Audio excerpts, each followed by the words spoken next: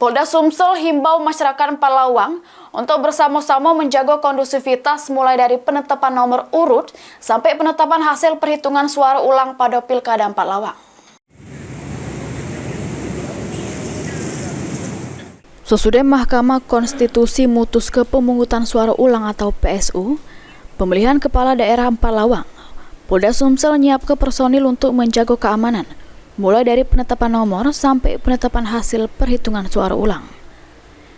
Ini Polda Sumsel masih melakukan koordinasi dengan KPU Empalawang untuk melakukan penebalan personil guna mencegah kericuhan yang dinilai bakal berpotensi terjadi.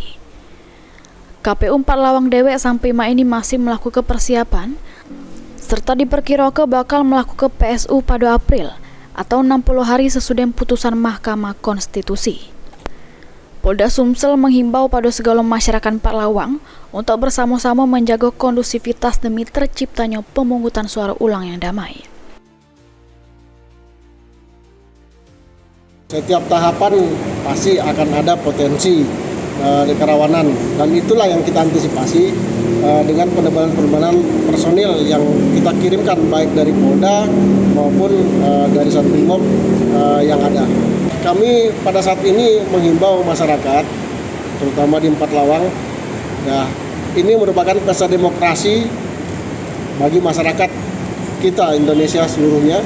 Tolong hargai hak pilih dari masing-masing, sehingga perbedaan itu pasti ada. Namun kita harus menerima apapun hasilnya, dan bagaimana tentang proses demokrasi ini kita kawal dengan baik. Diketahui, pemungutan suara ulang dilakukan sesudah MK membatalkan keputusan KPU Empalawang nomor 1325 tahun 2024 tentang penetapan hasil pemilihan Bupati sama Wakil Bupati Empalawang tahun 2024 tertanggal 2 Desember 2024. Mulyadi, PAL TV.